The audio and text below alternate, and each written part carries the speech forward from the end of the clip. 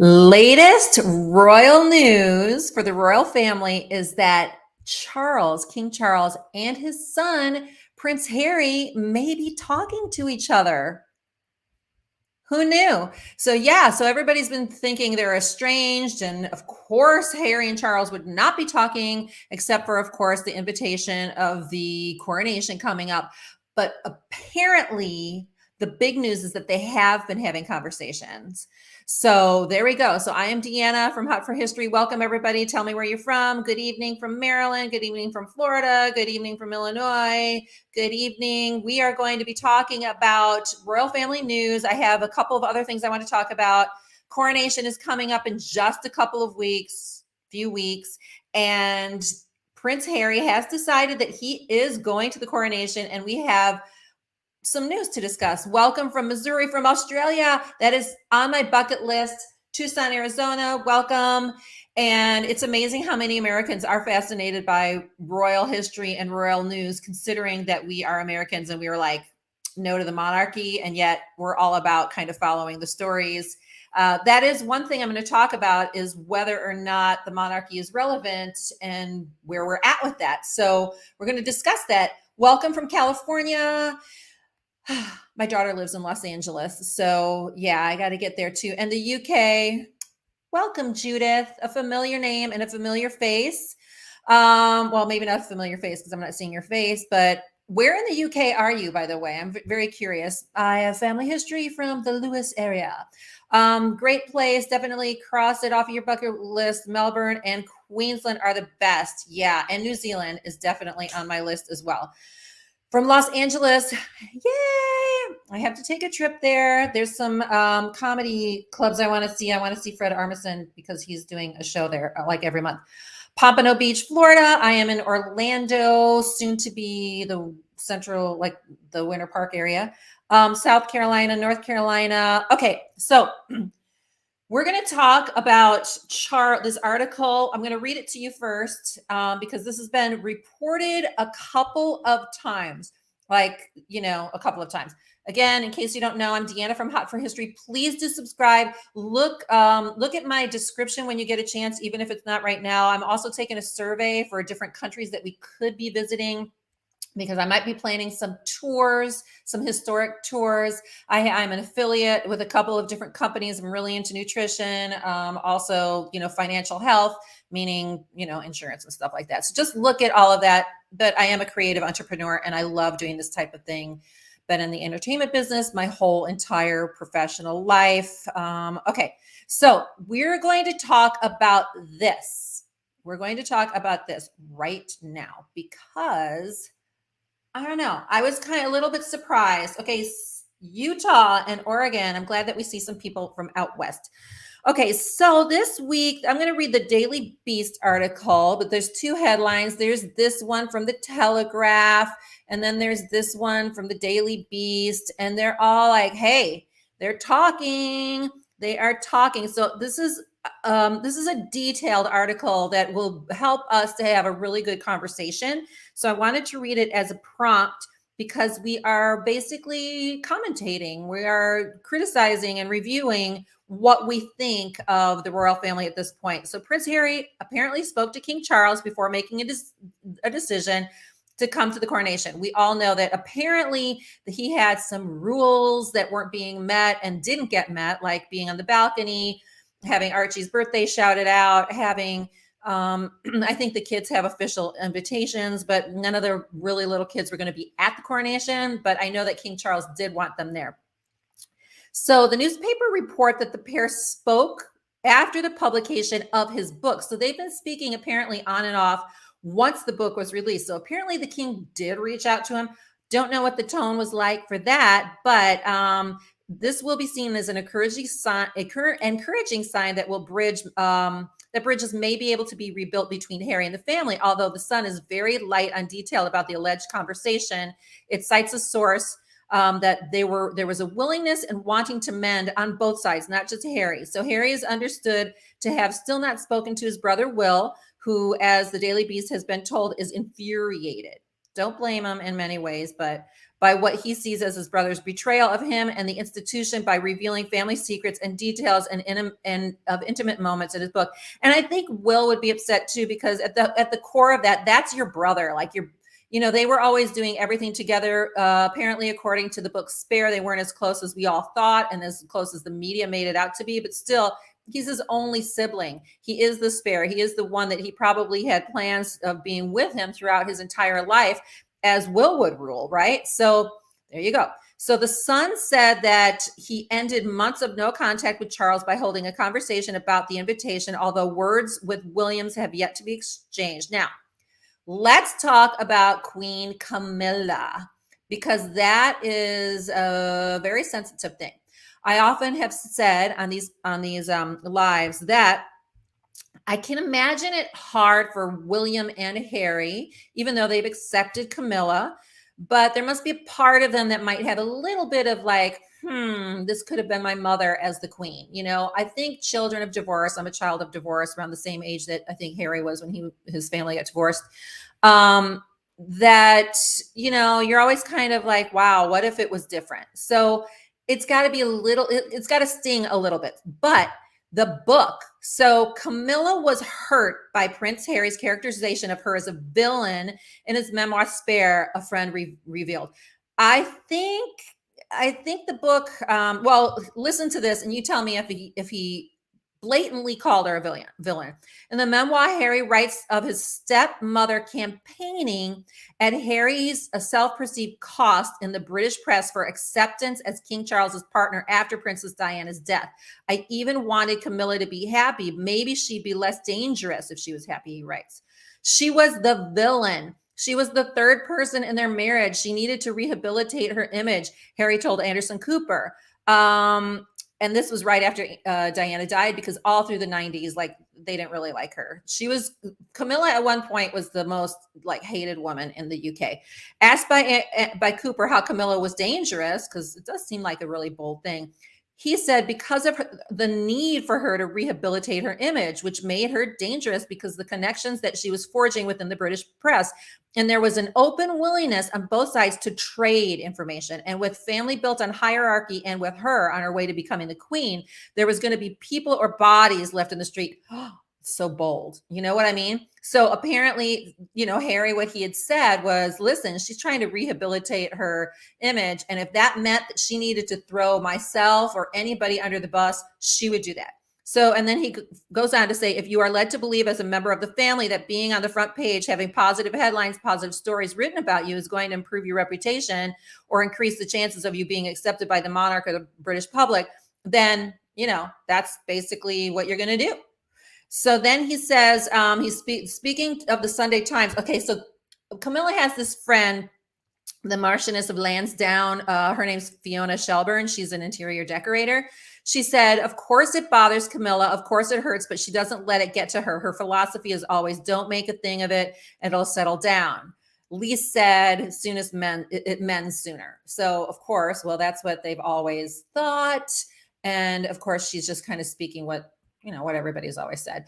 Okay, I do have a little bit more to read here, and then I'm going to take comments. So put your questions and impressions up on what you think about this. Like, what do you think? Like, should they be talking like, Camilla, William, all of that? Presumably, Harry and Camilla will soon come face to face, and she will probably take the posture of, okay, well, I'm not really going to talk to him, but I'm also going to be cordial. We didn't think Harry told Cooper, we didn't think it was necessary for them to get married. We thought that it was going to cause more harm than good. That was all the way back in 2005, for those of you who don't know. In the memoir, Harry says during his first formal introduction to Camilla, they were both calm and bored. Neither of us fretted about the other's opinion. She wasn't my mother, and I wasn't her biggest hurdle. In other words, I wasn't the heir. Okay, Harry has to bring that up a lot because the book was the title of, Spare was the title of the book. Harry writes that he welcomed Charles and Camilla. Other than feeling sorry for them, I couldn't help but think that some force of the universe, Mummy, was blocking rather than blessing their union. So he sort of had this like secret desire that something's going to happen. Still, when the wedding did finally take place without Granny, who chose not to attend, it was almost cathartic for everybody, even me. I did sneak several peeks at the groom and thought, good for them.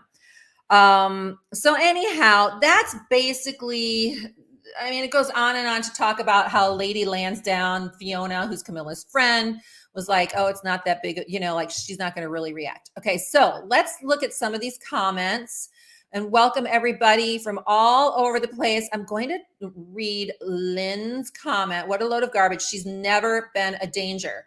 She's never been a danger. Harry is the dangerous one. She never threw anyone under the bus. If you believe any of this trip, you are delusional as him. Yeah, so he basically I mean, it was scathing stuff. And I think public, at least in the 90s, it was all about Diana. And of course, there was the infidelity or whatever, but she has definitely she grew on the queen. The queen ended up really liking her. She's been, kind of elegant and poised through all of this. I think Camilla's a strong woman. I think she's really strong, but she's composed in some ways, but she's not like a wallflower either. I mean, there are things about her. And the fact is, we talk about this a lot, is that, kind of in defense of Camilla and Charles, that was his first goal and his first love. So there is a way of looking at this. You can either despise her. Yes, William's mother died too. We'll talk about that in a second. So you can either despise her because, okay, Diana, and it was so tragic, but Diana did have affairs too.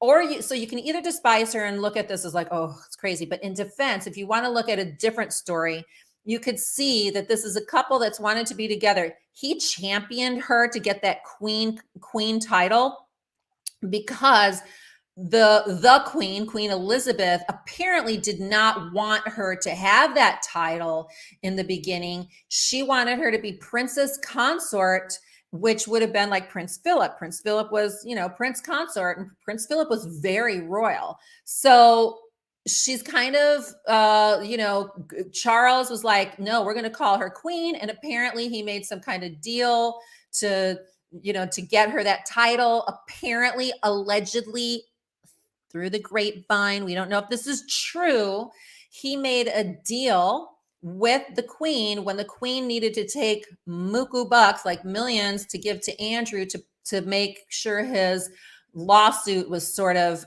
much more quiet and taken care of.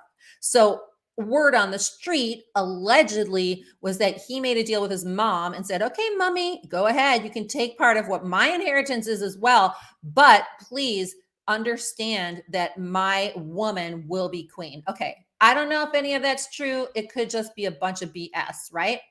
Okay. So Judith, who is wait, let me just see, because I think this is important. Absolutely. Like William's mother died too. You don't see him acting like, an A. Yeah, because people react differently, and that is true. He hasn't had the same need or desire to, profusely kind of puke his emotions everywhere. And I agree. I think that's a little crazy. Okay. I want to hear what Judith said, because Judith tends to, give us like a little bit of each side. Okay. I think she will be professional in front of the public. I doubt she would say too much behind the scenes either, because she had to try to mediate between Charles and Harry. I did hear that Camilla basically did want, family to be here. They wanted it to be reconciled. I also heard that Camilla wanted to take Meghan under her wing and at one point and really help her to sort of adjust, but didn't happen. Okay. Being a Gen Z, I don't know too much about this stuff, but I've become interested. I mean, it's sort of like through all of the generations. Yeah. I mean, and in your generation, like, we're going to talk about this in a second, like, is the monarchy relevant? I mean, it's interesting, it's fascinating, and and it is taking part of pop culture. So I think it is something that you'll probably find fascinating. It's like a real life soap opera, and it's historic. So you're not going to see another one of these. Well, you might see Prince William becoming king, but like, this has not happened in most of our lifetimes. Like, we have not seen a coronation and a shifting of the monarchy for years. Charles wasn't Camilla's first love. See, and by the way, even with my saying that Camilla was his first love, I'm sorry, he did have a laundry list of women. So I may be I'm maybe misspeaking. Oh yeah. Well, I know Camilla had a had a lot going on. She had a lot going on. Okay, I'm like basically taking almost all these questions that at least the ones that I can understand. Harry has every right to resent Camilla, although I do believe that Harry should have kept family secrets out of the public. Yeah, I agree. I think that he didn't, I don't think anybody taught him. And I think that's part, in my opinion, part Charles's fault, I would say. And even the royal family for not, I don't think they parented in a way that was like, okay, let's talk about what's going on right now. Cause you may be looking okay, but you just lost your mother. And let's talk about this, about what happened, because he is so ticked off, especially on the media. And he's making the media his whole thing. Like that is his life. His life is about changing the media, and I can't blame him because that's what he's gone through. And yet he also uses the media. So there's so much contradiction, and he's the ultimate gaslighter. He'll say that they're gaslighting, but he's gaslighting. It's crazy. The reason why, like, Athena, who says she's Gen Z, it's like the reason why it's so interesting is because it's like a real life soap opera, and all of our families are dysfunctional in some ways. Even we have great families, right? So there's always that one person or whatever. And now we're seeing it with the royal family. Okay, so now we have, the worst thing was that Harry married Meghan. That's when things started to go south, including I mean, we can go on. We're going to talk a little bit about that. I have a few more articles to read, or at least to gloss over. I mean, Meghan had a great opportunity and was crushing it in the UK for a while. They really loved her for a while. And then she basically doesn't seem to show any kind of respect for any of her personal family, and especially not the royal family. They did not even go to the Queen's Christmas party. Like that gets me, because I'm a big, whatever your grandmother, like if your grandmother's around, I'm sorry, go to your grandma's thing. Like don't, if your grandma's having Christmas and she's in her 90s, you can do your own thing at some other point, but grandma's having Christmas, and this particular grandma was the queen. McDaniel, yeah, they should all make up, but people hold grudges. I know. No one wants Camilla to help with anything. There's a lot of cynicism and anger toward Camilla as well. And again, she could have been like, I just said something in defense of Camilla. She could have taken the high road. She could have been like, you know what? He's married to her now and he's the king and she's going to be the future queen. I'm going to back off. I'm not going to take his calls. I'm not going to talk about tampons on the phone. I'm not going to have it. Like, she could have done that. Neither one of them did. There was like no class in that regard, but that is what it is. And it's as if they all knew, okay, marry her, have your babies, and then let's get back to business. That's my opinion. William knows he's next in line. William doesn't have the prerogative to spill the beans on the royals. That is true. That is true. Harry has more, like, what does he have to lose? And for Harry, it's like, how are they going to make as much money as they would by just staying with the royal family? There's more control. Yes, she did want to help Meghan Markle, but she threw it back in her face, and she did as she did with Sophie. Yeah. So the Queen had asked Meghan, and by the way, I have so much respect for Sophie. So Sophie was a PR expert. Like, that was her business. And so Meghan was told by the Queen, hey, talk to Sophie. She's adjusted really well. Sophie had to adjust to the royal family looking exactly like Diana right after Diana had died and having like, she had her own hurdles to have to deal with, Oh, thank you, Athena. Thanks, Athena. Yeah, well, love you too. Love seeing all the different ages and all of the people coming on here, because it's interesting. Again, I like history the most and pop culture, but we're living this out right now. Okay, so I kind of think that Harry was used as the person to throw under the bus to divert media attention to William, just the way Charles had his brother to brand as a black sheep. Okay, so you know what? I think all of that's partially true, because I think it just has to be like that. But I also think that the exaggeration and the extent of it is not true. So in other words, yeah, they all absolutely do divert attention away from probably the main thing. It's like, look over there, it's not me. Phew, they're talking about my brother and not me. Um, but I also think nobody was holding Andrew, nobody was pushing Andrew into what he did and his character, and nobody was pushing Harry into his actions either. So it's sort of like one of those, what came first, the chicken or the egg? Are they acting that way because they've always been the scapegoat and therefore they developed as being kind of resentful and angry human beings? Or was it the opposite way? Were they always sort of the extra, thinking they could get away with anything, entitled and yet not having to hold up to any responsibility because they didn't have to be the next king? So it's hard to really say. I don't disagree with you regarding that. I do think it's a technique in the media. However, it's an interesting psychological study as well, as far as the second child, whether the first child's going to inherit the family business or whatever. Would the second child also feel sort of lost? I don't know. I really don't. Okay, so not attending families, that always gets me. I cannot imagine missing the queen. Like, for me, again, different, but I would think I'm married to this guy. He's the spare or whatever. Yes, we're having problems, but listen, this is an opportunity to meet the queen, to see what this is like. Even if I feel comfortable, if I don't like it, I'm showing up. I want to see what they're doing for Christmas. And I bet my family would be the type of family that would be like, oh, you have to be with the queen. Okay, let's schedule the Christmas some other time.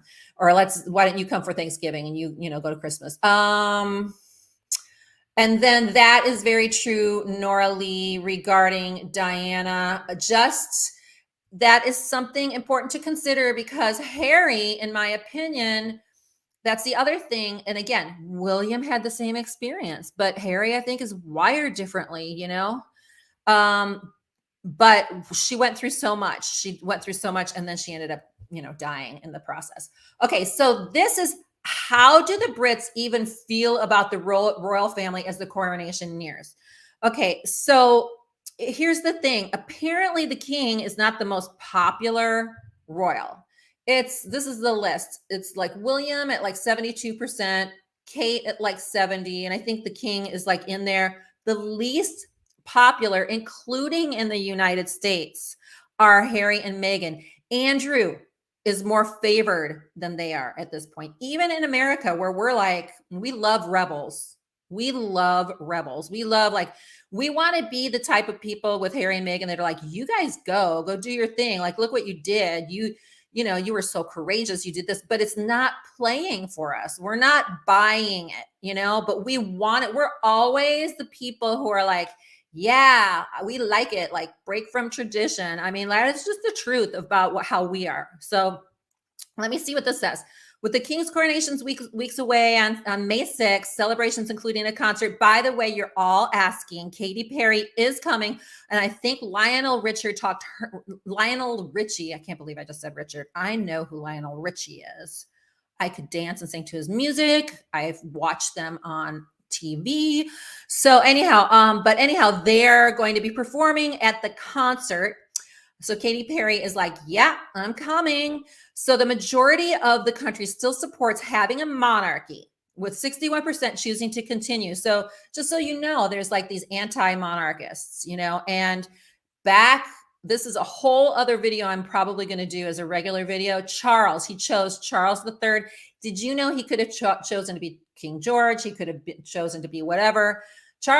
Between Charles I and Charles II, the monarchy died. It was gone. This guy Cromwell took it. So there was a time in the 1600s when the monarchy was done for a while. So, but it's back. Compared to 24% still wants them to be replaced with the head of state, and the king himself had some wins and some losses. His popularity actually has gone up a percentage since the YouGov poll in the Royals, with 63% now looking at him favorably. And what's more, those who looked upon him with a negative outlook has dropped 3% to 26%, but he's completely dethroned by his own son, Prince William. The newly minted Prince of Wales polled the highest. I just mentioned that. And then just 18% hold a negative feeling about William. So all the talk about Rose Hanbury, I think it's sort of like most people don't necessarily believe it right now. Following close behind the Wales is the hardest working royal, Princess Anne. I'm sorry, that woman, she works so hard. And the son, Edward, he's amazing. Okay, stalwart, reliable. This is Princess Anne. And indeed, 70% hold a positive impression with just 13% feeling negatively. The best news for the king, though, is that his vision for a streamlined monarchy appears to be working. Those who he has appointed to important roles following the death of the queen have begun to soar in popularity. Prince Edward has gained the most popularity since the last poll, rising 4 points to 58. Like, these percentage points are extremely high, guys. 58% is positive, and since then. So the royal family apparently is still very popular. Let's take some questions before I go over the next thing. Okay, so let's take some questions and comments. I kind of think that Harry was used. I went through that one. Not attending family Christmas is so sad. I know. I kind of think of I think of Great Britain wants the place as a premier vacation spot. They need them. Absolutely. They need the monarchy. It's very much a tourist, like, without the castles and without that English history, we don't want to go. I mean, I want to go. I want to see like Windsor. I want to see like the Tower of London. I want to go to Westminster. I want to go to Hampton Court. I want to go all of the ruins. I want to go all around the country to see that stuff. Take the royal family away, and within 20 years, England becomes a has-been. I feel the same way. You have to, well, I mean, they could just try to soar and continue on with just the history, with just people knowing the history. But when you have a physical representation of the history, it's sort of fun. It's really fun. Okay, so now Judith says, Harry has chosen his own path. He used to seem so happy. This is very true and very sad. And he used to do so much, and now does nothing for the royal family, but is very close in the line of succession. So close, I would have him removed, especially after what he did. He is, listen, Queen Victoria was like the 5th or 6th in line when she became queen. So him being, what is it, 4th? Wait, now it's 5th. He is close in line, and the king wants him to be respected and loved. There is a lot of talk right now, by the way, Judith and everybody listening. There's a lot of talk right now about stripping them of their titles. And I think we've discussed this before, that would take a lot. Like, they would have to do I think there's something that has to go through Parliament, but the king could say something. But as far as peerages, I don't think that, meaning the Duke and Duchess, I don't think that could just be removed. And it was sort of a title that the queen gave him. And I feel like with all of this talk about how insensitive, and this is another video I'm going to do as a separate video, is I feel like the royal family is a lot softer than they get credit for. And I'll tell you about that in 1 second. Remind me to do that, because I have a story that I want to tell you. I was just going to say that Em is so ridiculous with her whining, and that's the thing. It's like, I mean, I was the most excited person about Meghan. I mean, I'm telling you, I watched that wedding. I was like, great. I did think her dress looked a little bit like they needed to take the dress in spots. That was just my opinion, because I've been around weddings for a long time. But she was so beautiful. She is beautiful. We wanted that American blended, smart, and we wanted Harry to be happy. So I was a huge fan, big fan. I was watching that wedding on repeat. Like, that was me. But she had this opportunity, and in my opinion, she blew it. And there's no way she could have been totally prepared. But at the same time, it feels manipulative to me at this place where I'm sitting right now. In the beginning, I was sort of like, well, maybe they just want their freedom. Go them, go have your life. That's really great. Right. But as I've started to watch it, it's hard for me to really understand, because even this choice, like when you're married and you've just been married 5 years, especially when, do you remember, like they could never even not touch each other like that. And now all of a sudden he's going to the coronation and she's staying back. If you're like this, if you are like this and your husband says, I need to go to the coronation, you go. You will figure out the kids. I have 7 kids. They're all like older now, but we would have done whatever to make that happen, even if they had to, sit at Frogmore Cottage, or you get an Airbnb with security, whatever you do, stay at Buckingham Palace. You stay by the side of your husband. And by the way, you also, if they're going to throw eggs, boo at you, be ticked at you, give you a crappy headline, you still go. I know that it's like, listen, I was raised around Chicago and I lived in New York City for a long time. I'm in Florida now, but this is what we say. Well, we say other things, but you can put on your big girl panties and, do your thing. Like we don't play like that. We don't mess around. Like put on your big girl panties and don't wham, wham, wham. Just go and do your thing. Like go and do it, or we call it plug and chug. Just do it. Like, you got to kind of plug your nose and do the thing. Do it. It makes her look so weak and whiny, in my opinion. Edward, I know he's so fabulous. And he's just fabulous. He's fabulous. I think Meghan will get the paps in for coronation. We'll get the paps in for, do you think at home in California, Judith? Like, what do you think? Okay. Yeah, agreed. She blew it. I think so. All right, so let's talk about this. So there's this article that says, but what does this mean, since we're talking about Meghan? So Meghan's not coming. So it says that while Archie and Lilibet won't be present, King Charles' other grandchildren will be. Find out about their special roles, then. It says the decision has sparked a great deal of discussion, which with particular focus on Meghan and Harry's future within the royal family. For many, Meghan's decision not to attend has left decisions about her relationship with her in-laws going forward. For me, it brings up questions about her relationship with her husband. And again, I have like this very independent relationship. My husband and I, we have these, the same likes, the same dislikes. I will guarantee you this particular situation, we would have been like this. We would have gone. There are some things that are you just have to do. So royal watchers have speculated that her absence from the coronation makes it unlikely she will attend any future gatherings, not least because of the enormity of the historic event. In other words, what they're saying is that her absence from such an important occasion could indeed signal the intentions moving forward, with one follower asking this great question: if Meghan has decided not to travel for the coronation, it seems unlikely she will travel to attend smaller, less significant royal events in the future. Do you guys agree with that? I'm really curious. Meghan's resolution to stay away came as a surprise to many. It was thought that perhaps the Sussexes would travel together in an attempt to build bridges.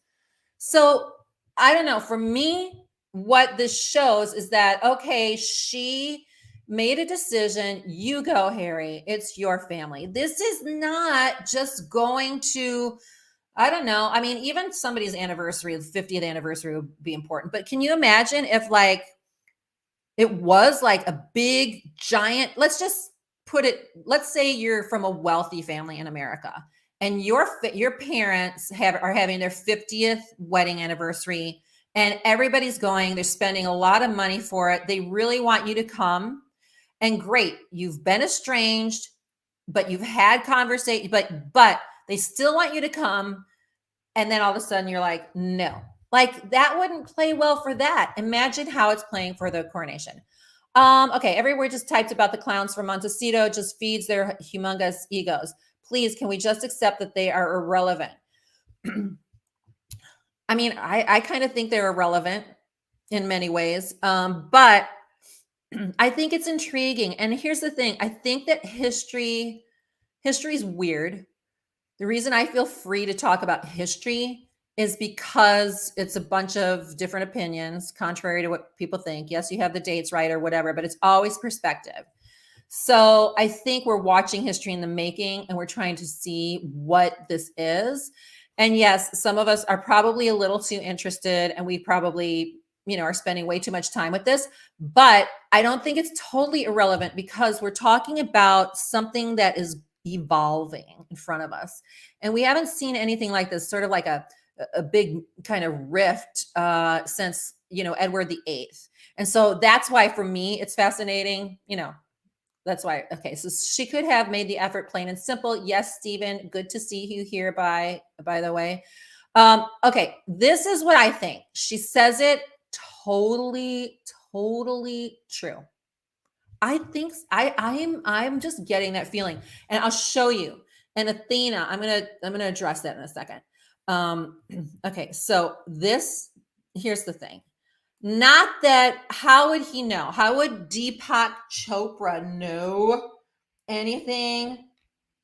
I don't know. But it does seem like, okay, under the best of circumstances, if you're married in this drama, it's hard. Even if you're not, aiming for the moon and trying to like become big stars, right? It's hard. Add on to that, you're constantly being, let's say, mocked by South Park. You've got all of this pressure. You thought you were going to be the net, like Hollywood was going to open their arms and embrace you. That didn't happen. Now you've got the mansion, you've got this and that, and you need to try to live up to that. Now you're Harry and you're like, gosh, I wrote this book. I do want to stay with my family. I don't really know what it's like not to be a royal, and I'm trying to figure this out. My wife's telling me to do this, but I kind of want to do this, but I don't want to make her mad. Like, it's complicated. And so I think it's difficult. I can't imagine them surviving this. And this is not because I want anybody to get divorced, but at the same time, I don't know. And I think I agree with Steven. It's like, finally he says something. I mean, I feel like so much of this, he's just kind of gone with the flow and he hasn't put much thought into it. You know what I mean? Do I think he has the balls to get a divorce or to stand up to her? Probably not. I don't know. I like to think that he could, but maybe he's learning. Maybe these conversations with the king are going to be a good thing for him. Maybe he's able to have these little side conversations, I'm glad he attends, but they need to make their own money and not carry any title. He never looks happy except with his kids. Yeah. And then that's the other complicated thing. It's like, we think, okay, they're so wealthy. They have so much money. But the truth is that they have to live at this standard. And how are they going to be making money? Like, how are they going to be able to make a fortune? In my opinion, they didn't need to sell out their family for it.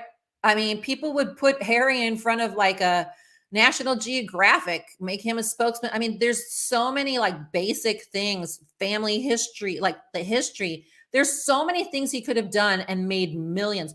He could go on the speaking circuit without selling out his father and make like, 50 to 100 grand a pop. Like, there was no need, in my opinion, to go commando. I'm calling it commando just because that's the best way to describe it. Okay, so author Deepak Chopra has said that the Duke and Duchess are struggling right now amidst the rift with their British royal family.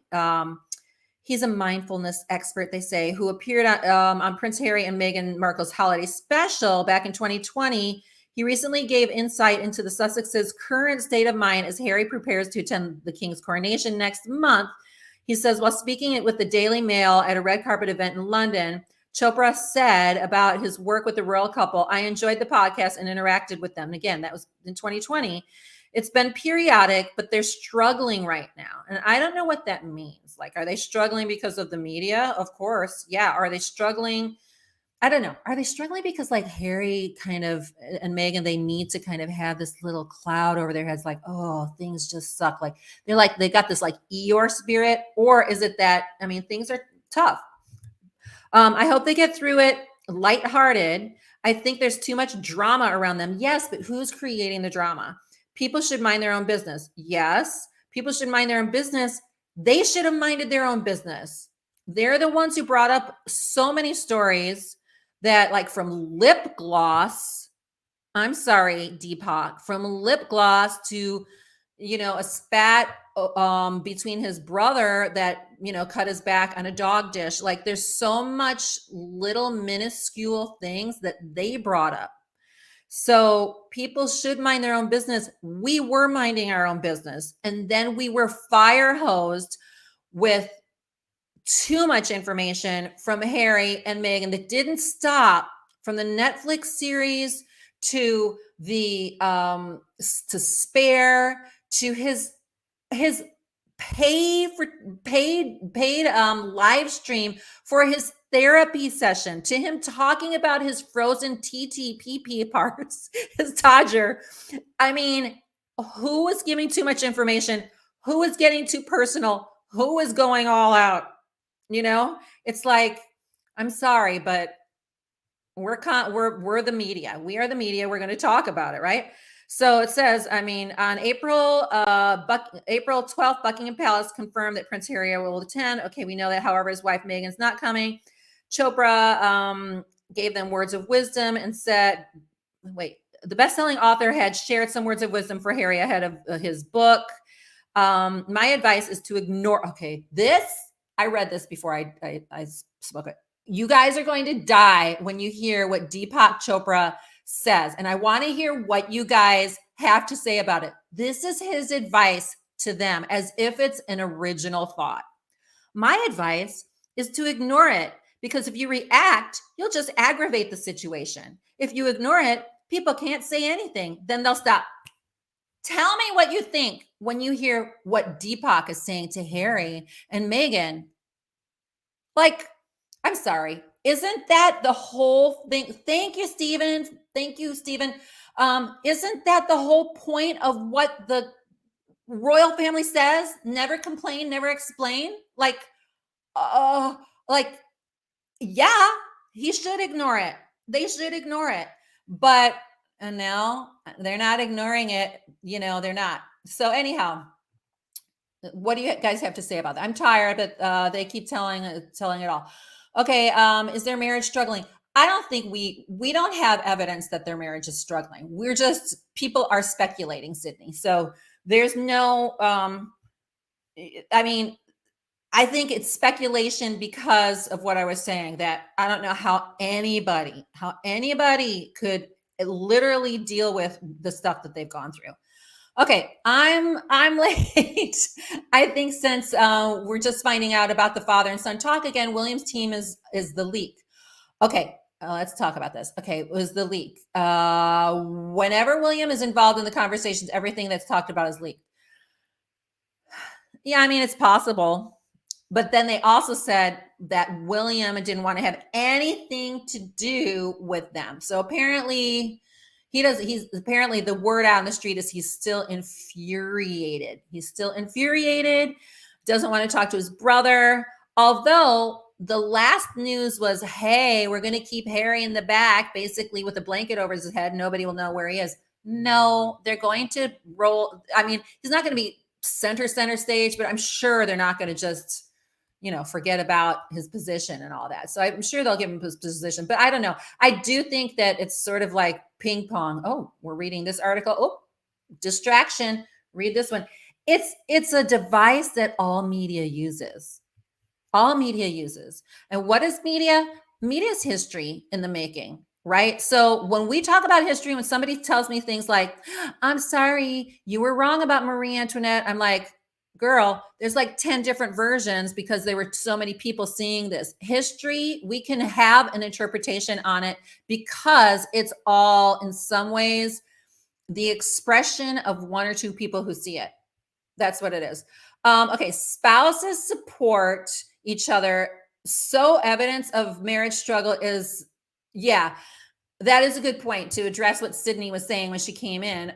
What we were saying, Sydney, and what Stephen is talking about right now is that we were talking about how Meghan, it's like, okay, Archie's having his birthday, but we all have talked about this, that Archie could have had his birthday another day, or you have an early birthday for him and then top on a flippin' coronation with like fireworks, concerts, horses, soldiers, the whole nine, and make that his day, right? So that's Meghan's excuse. But Harry going through this right now, even if it's tough or not tough, they were like, they could not even stop holding hands during the walkabout with the queen's, with the queen's funeral. Like they're touchy. Like, why are they not going together with this? Right. So, and my opinion, as I mentioned, as this girl from Chicago, is like, put on your big girl panties. If they throw eggs on you, if you get a bad review, just do it and hang out with your husband. Don't let him to linger there on his own. Show up and do your thing. Okay, William has to keep his cool too. Exactly. Okay, and then Athena, you were talking about Irish royalty. Yeah, I will address that. I will address that at some point. I will make a note of that. I really want to know. Was it that she wasn't invited or just not coming? No, she was invited. She was invited. Unless unofficially they're like, here's the invitation, but by the way, we don't want you coming. I think they literally wanted. I think they wanted her to come. I do. I think they wanted both of them to come. Well, when I say they, I think the king wanted them to come. Okay, so this is a good spot for me to kind of insert a little story that I wanted to tell you. If you just saw the short that I just put up, so there's all this talk about how cold. Meghan said this, the family's cold, basically. They're not affectionate. It's just their style, right? But there's so much evidence in history about that not being the case. And one video that I just put up, it's only a 1-minute video. If you go on to another platform, I have it for 1.5 minutes, and I'll do in a longer version. But Prince Philip and JFK Jr. I know this seems random that I'm putting this in here, but it's because I want to paint a picture of King Charles. Like, King Charles, I believe, has such a soft spot for Harry and Meghan in spite of everything.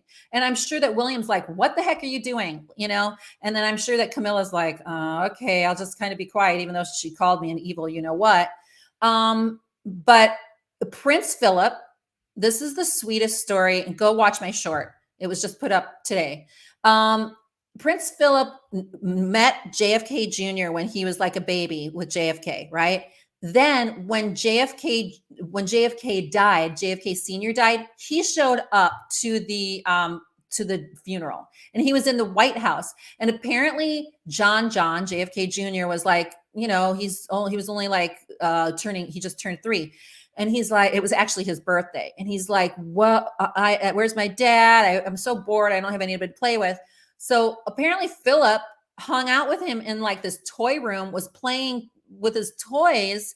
This is Prince Philip. Jackie couldn't find him, and then found him there playing with Prince Philip.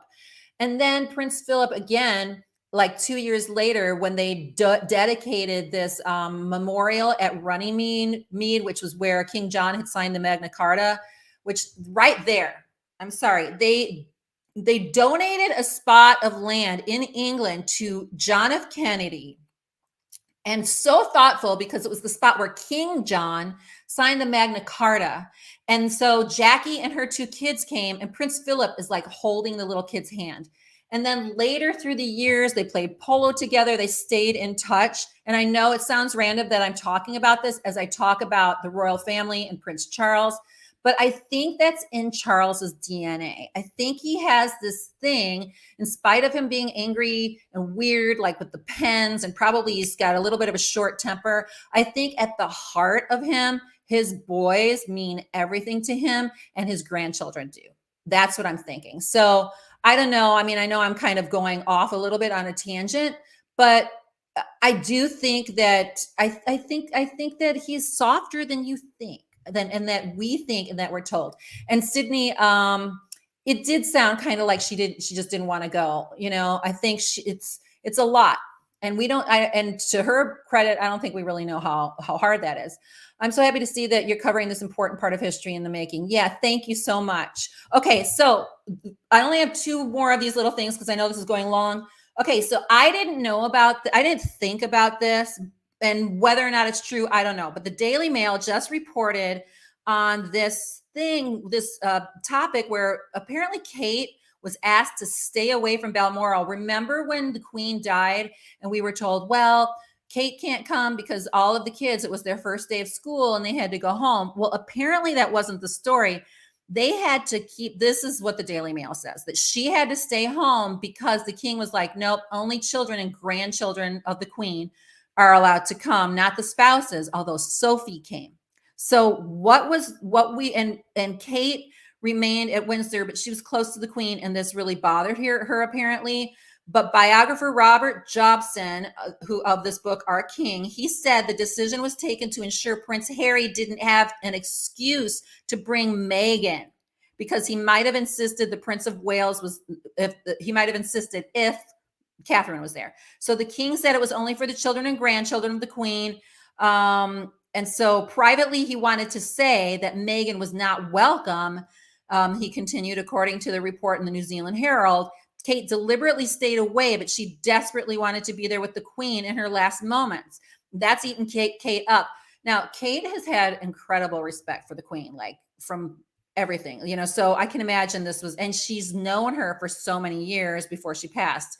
But it said that the king could not say that to Harry, so he personally intervened and asked Kate to stay back so that it was fairer to Meghan. He said that the Princess of Wales, who has stayed back at Adelaide Cottage and was spotted leaving Windsor Castle to collect the children from school on the day, had wanted to be there with the queen, but couldn't be. What do you guys think about that? Okay, so I don't think it was time nor place for Meghan to have been there. Do you think it was too soon? Like well, I mean, Erica, you do bring up a point that I hadn't thought about or I hadn't mentioned tonight. A lot of people did not want Meghan there. The king wanted her there, apparently. William, I'm sure, and Kate did not want her there. I think a lot of the staff were thrilled that she wasn't coming. And I think a lot of the people in the UK were thrilled. So that is a common thought that Erica brings up, Thank you so much, Athena. Okay, so we have one more little thing, I believe, that I wanted to read. And then, oh yeah, the king's net worth. How much do you guys think the king is worth? Okay, let's see. Usually ignore children attempt to change things with their own children. So I agree, Charles is softer than we think. She wanted to see Queen for her to have Netflix commentary.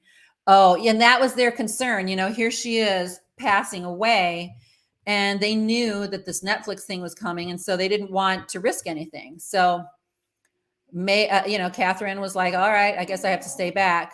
Harry is still kicked off and delayed the plane and then didn't go. Oh, they say that. So you're saying he's sort of intentionally stayed back. I hope they can heal as a family, because at the end of the day, yes, 1,000%, 1,000%. At the end of the day, that's why we're all sort of invested in this. Everybody wants a happy ending. It's just that sometimes and I tell my kids this too, it's like, be careful of the things you say and how you hurt your family, because sometimes the path back is a long path. Okay, 500 million, Erica says. Okay, I'm going to start reading this. Okay, so I thought at one point it was like 4 billion. 4 billion, right? And I think that that's true in general, but let's talk about what the king is worth. Oh, I got to get the other article. Sorry. So anybody else have a thought as far as what the king is worth? Okay, so his net worth, it's mostly from real estate, by the way. Like, they get all this real estate that they're not allowed to sell, but they can get like duties and rent on it. So the royal family's net worth has long been a gray area, but now our reports crunched the numbers and unveiled that King Charles's personal wealth. Okay, Erica, you're sort of right, depending on... Okay, you're from the UK, so it looks like you're right. 600 million pounds, or, that's equivalent to $1.1 billion. The Times has analyzed the British monarch's various income streams from the Sunday Times rich list, with the king's personal fortune eclipsing his late mother. The queen's net wealth was 370 million pounds, or $684 million. A former aide told the publication that Charles had managed to amass a significant net wealth over the years because he was really careful with his money. He became meticulous because his divorce cost him like $31 million plus $740,000 of his annual salary. He became prudent, putting his money away from the Duchy of Cornwall, which is a big estate. After that, wipe out of capital. The aforementioned duchy, a royal estate, is where a large portion of Charles's earnings come from. There are two duchies. There's one in Lancaster and one of Cornwall, and it's mainly that they invest in real estate. So the heir to the throne usually inherits Cornwall, which is what William has now, and then the monarch has Lancaster. So that is what Charles has right now. The Duchy of Cornwall is estimated to be worth 1.8 billion, and during his time overseeing the Duchy of Cornwall, Charles increased his annual profits. This is huge, 42.6% to 47 million between 2011 and 2022. So let me tell you what the income then for that. I think the income was like, yeah, his income is like 47 million or something like that. The Duchy of Lancaster, yeah. So his income, but they say that he doesn't really need to pay taxes. So, but he does anyhow. So in a nutshell, now William has that money. So there's money, they get to keep the income from that. So it's valued at 1.8 billion, but they may be getting 40 something million a year, which is great. No, not a year. Something, well, yeah, something like that. Something crazy like that. Her inherited 650, okay, from Queen along, it was so much higher. Yeah, and that's the thing. I hear that it's a lot more than this. So Princess Catherine, I love her too. And so it is sad. So they're talking because somebody said, I think it might have been Sydney, like, the family should be together, because at the end of the day, that's what we all want. And it's true. Like, we want that family to be together like a family. And I think that's what Charles wants too. But it's I don't know. Do you guys think that it's too far gone? Now, and here's what I think about. This is crazy. I've got too much else to do. I got too much else to do, don't you guys? But I do think, oh my gosh, like if Meghan moves on to, like, let's say she gets an upgrade, like she marries some billionaire, like what in the world, Harry, like it worries me, because I think of his kids being over there and, him having to deal with, like, how do you go back and what do you do? Do you stay there? Like, do you go back? I'm like, well, what do you do? They're in California, and things, it's divorce is messy there. So anyhow, I wonder about that. It's never too far gone. Thanks, Michelle. I mean, it's good to be positive like that. And the fact that they are talking is a good sign. I would think they would need some serious mediators, that's what I would think. Harry will be coming back if they split. That's what I'm thinking. So what do you think the British people would do if he came back? I feel like they would be somewhat forgiving, even though they're really ticked. They may not forget though, but I feel like they appreciate Harry on his own, and they've been really supportive of him in general. I think if he came back with her, it may not be the same thing. It may take a little bit longer. But it would be nice to see some kind of happy ending before the end. And then the other little more cynical part of me that is lived in New York City for a long time, and Chicago, it's kind of the little street smarts in me is wondering if all of this drama and all of this media buzz dies down after the coronation. Why? Because they want the buzz to be lifted up. Why? Because they want people to be very interested in the monarchy. So the drama that they're creating, as much as we can say how awful is it that they're doing that, and we've got all this talk, but on a positive side for the monarchy, it keeps the buzz going, and it does put Charles in a better light when he's like, I want my son back, shows him as like a father that's like, give me my son back, right? So there is that part of me that's like a little, I'm wondering how much of even that is manipulated. I agree with you, Erica. Okay, that would they would forgive but be cautious. Yeah. Okay, William will always take care of his little brother. Oh, yeah, I think they would have to be willing to sit around and have a really nice talk. Like for me, the whole conversation with William and him having a fight and him getting cut on the back with a dog dish For somebody who's like been around a bunch of boys, like that did nothing for me. I didn't think that that was odd at all. I'm sorry. I'm not into people, being abusive or anything, but I've seen boys that are the most respectful boys go at it with their brothers. Just saying, you know, I'm not endorsing that, but I can see how that could happen because that's how they're expressing themselves. The kids can come back too as grandchildren of the monarch. They are possessions. Yes, that could be one of the reasons why Meghan does not want to does not want her kids to come back, because technically the king has a form of custody. Time will tell. It will be interesting. Sad the children are being denied family. Her father, yeah, her father too. People forget that her dad actually is a pretty wise and smart, very capable man. She comes from a lot of brains. There's a lot of really smart people in her family. Granted, he may have kind of messed up a little bit with the press, but they could show some grace. They could show some grace, especially since they've done a lot worse. They've done a lot worse to the king than Thomas Markle did to them. Her father, basically the entire royal family. I've seen families where children have great relationships. Yeah. Okay. I like hearing new stuff. Okay. According to what I've read years ago, King Charles invested heavily in farmland in the US. Girl, we got to have a whole other subject on what's going on with the farmland. Okay. Wills has a bit of a temper, but he's hurt and guards his family. Yeah. Yeah. And again, I don't endorse them like going at it like that, but it doesn't surprise me. And it doesn't surprise me. And I have a feeling, because Harry does exaggerate, that it probably wasn't as dramatic as he made it out to be. McDaniel, I agree. Prince William has a golden heart family. So true. Okay. He's a simp for her, but please don't forget about Irish royalty. Okay. I got to research that a little bit more, if there is any. Try not to sound ignorant.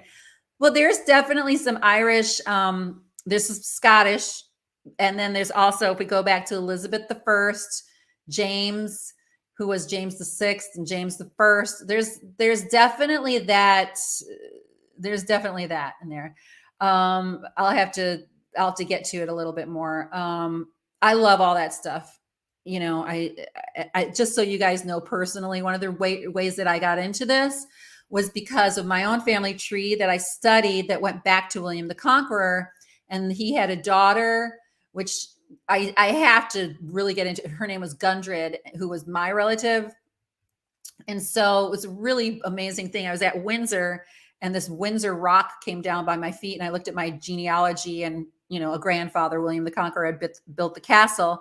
And so I became fascinated by how they keep history, because there were historians way back in the year like 1000 or whatever that were trying to manipulate the truth and the genealogy back then.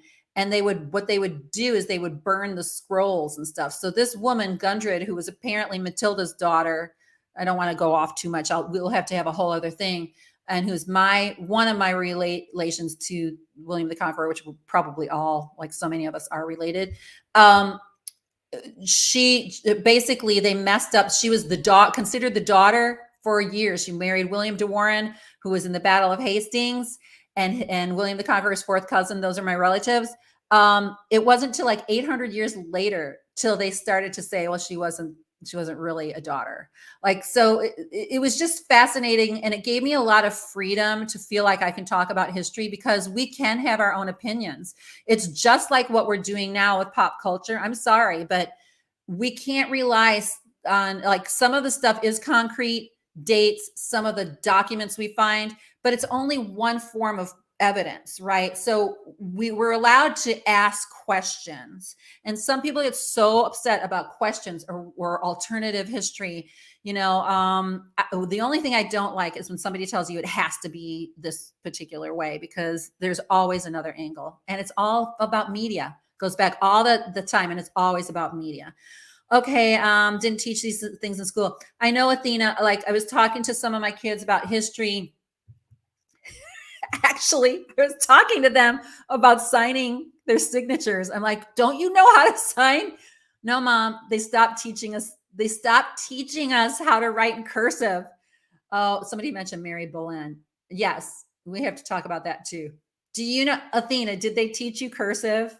Like, did it stop in the third grade? They probably taught you because Gen Z is kind of, long, big, but the other end of Gen Z, they stopped. They stopped. Okay, I live in a house that was owned by the Seymour. Oh, come on, Jane Seymour, the Queen, Queen of England in downstate Adams County. Yeah, and one of my family names is Adams because we're related to like John Adams and that. The whole situation's so sad. Harry and Meghan, I probably should stop taking questions because I know we're running late, could have done so much to help so many people. I agree. And lived a glamorous life instead of all this hatred. I believe they could have written their own ticket. That's how I think. I'm like, listen, I'm in this situation. I don't want to destroy them. I want to be in this, but I'm struggling with X, Y, and Z. I'm struggling with this. Do we have to live here all the time? Can we have a vacation home in California, but live here all this time? If I am going to be a working royal, can I do X, Y, Z? Because those are my strengths. Okay, I'm struggling with this. Can somebody coach me? I will be coachable. Like, what do I need to do? What do I need to wear? Can we extend our budget? Can we make some of our own money? Because I'm an actress and can I bring some of my own money in? Like, I would have been asking those questions and tried to sort of carve my own niche, which probably sounds idealistic, but I don't think so. I don't think so. I think at first you could come across people that are like, we never do things that way. But if you really have a plan and you present it to them, I love negotiating. That's one thing that I've always been really good at. Erica, so you're related. Okay. So see, we've got a lot of famous people. Fourth grade, they started. And after that, we never wrote in cursive. My dad had to teach. See, I am telling you, signatures. My son, one of my kids is 20. He went to sign his name. And I'm like, wait, you don't know how to sign? Like, what are you doing? So yeah, and this is America. Wait, yeah, Athena, you are in the United States, right? So I think in England they do continue to teach people, script and calligraphy and stuff.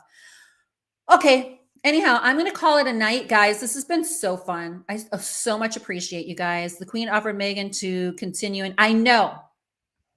See, I get the Queen. In case you guys didn't know, the Queen was like, just continue to act, like continue with your stuff. Yes, Diana had part of my line is the same as hers. She's also the 27th granddaughter of like William through that Gundred line. And though it's William de Warren, then it's the de Gournay line. But then there's the other side. Just heard that they don't teach handwriting anymore. I know. And we don't think about it. We don't think about it until and we can write so fast because we can write in script. So when you're taking notes, you could write real fast. Not the kids have to print, and their printing may look really good, but they don't know how to write in cursive.